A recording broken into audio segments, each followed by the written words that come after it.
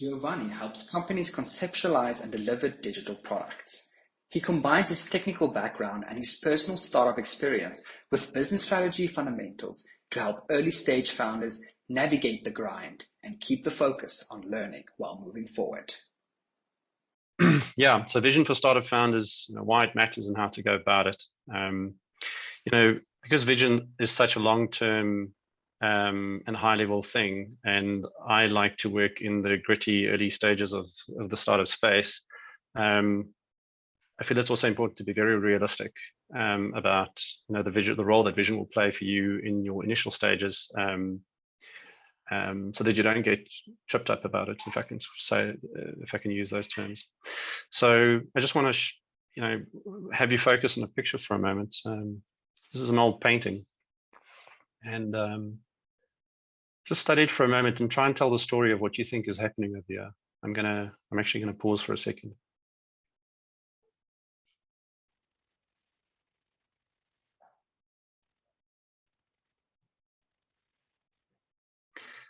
Now, beyond the obvious, the blind leading the blind, you might have noticed, that the person in front that was leading the blind have led them into a ditch. And you can imagine what's going to happen next, right? They're going to just keep on going and falling into that ditch. Now, that's an obvious problem if the leader can't see. But what is more common is where they don't fall into a ditch, but they don't really know where they're going. And so, they walk because they're told to walk, because they get pulled from the front or pushed from the back. And so they can keep meandering for quite a while and not even know that they're in a problematic state. And so this zombie state that you can get into is also one of the lesser known sort of problems where you don't have a vision, you don't keep on working on your vision. So, so from my perspective, what vision is not, because vision statements, I mean, what a joke. If you look at most large corporates today, even the ones that are doing very well financially, many of them have a very poor vision, both in terms of their vision statements, but also in terms of the degree to which that vision is permeated throughout the organization at the higher and middle management. And don't think that you need to try and follow or copy what large corporates try and do with vision statements at all. It's not your product. Your vision is really got nothing to do with your product. It shouldn't, and it's not your goals in terms of your your immediate goals in that sense, because it's not about you. And I want that to sink in as well. Because a lot of people have very difficult time expressing a vision that's not centric around them and their startups and their business and their features and their products and that sort of thing. It's about them. So you got to try and think about them, and then obviously is your customers and the people out there that will benefit. It's about the world. It can expand. It's about your investors. It's about your employees, your early followers, etc.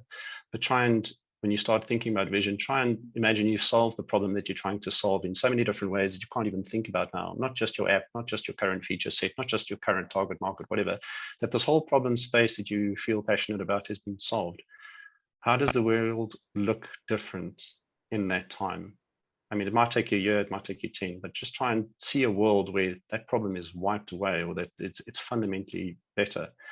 And so it helps you transcend. It sets the roadmap for broadening your brand, broadening your extension, broadening, but it also provides very useful constraints. So it's about them.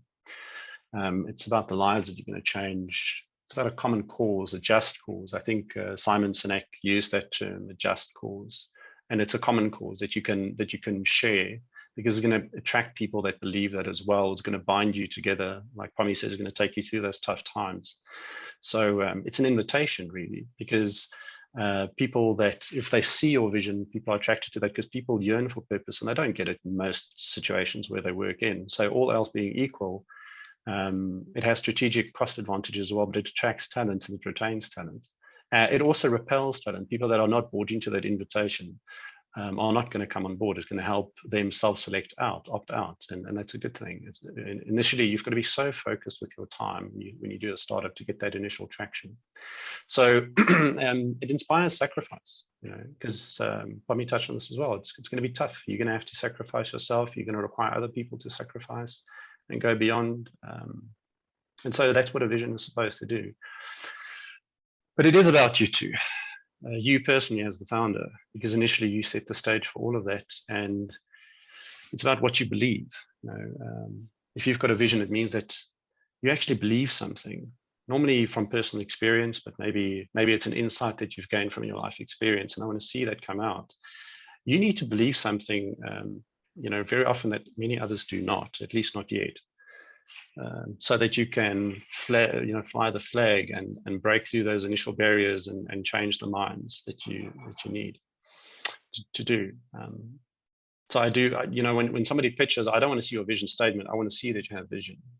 It's not just passion. It's not about the pitch of your delivery per se. It's like, do you believe that what you're doing is meaningful, that it's going to change the world? How will people be better? Sometimes it's difficult to express this because what you're doing might seem trivial on the surface.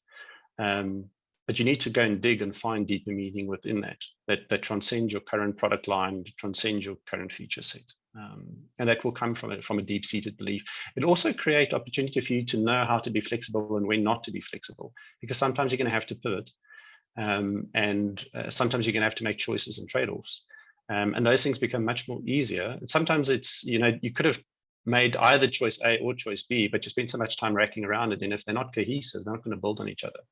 So, but if you believe a fundamental thing, then those choices become easier and you get focus, because strategically you need to focus your time and effort on a single point to create the leverage you need to break through. Vision does this for you. It helps you know what to ignore. You can always expand it later. And this is the big point I think that a lot of people miss as well, is that they think they need to have this stuff figured out, that it's important to write this amazing vision statement from day one. In this picture, that sun, you could describe that picture as a vision. This is just an illustration, so don't take it too literally, but the point is that it's not precise. There's no precision here. It's also not attainable. You cannot reach that point. But if you and I were a kilometer apart, we both knew that we need to head towards the sun, we're walking generally in the same direction and we're going to meet up. And only if you've got an agreement on where you're going, what could potentially be, can we start having any sort of meaningful discussions, debates, and choices about, whether the road that you're on is going to lead there or not. Because right now the road might be leading there, but the road might change. And so, having that picture up front is going to be that attractor state. Vision emerges. So that's what I was saying before. It will emerge. Vision will evolve. It's fine. You can start without it. Many of the unicorn super startups out there today, the listed companies, didn't have a clue what they were going to do. They fumbled into it. They didn't have a clear vision from the start, but they worked on it throughout and they clarified it over time, and it got stronger and stronger and stronger and helped them focus more and more and more. So this, like many other things, is something that you need to chip away on. You need to ask yourself, what do I believe? What's driving me on an ongoing basis? And it's okay if it changes, but work on it. You cannot thrive without it. You can start without it, but I don't believe you can thrive without it. Thank you.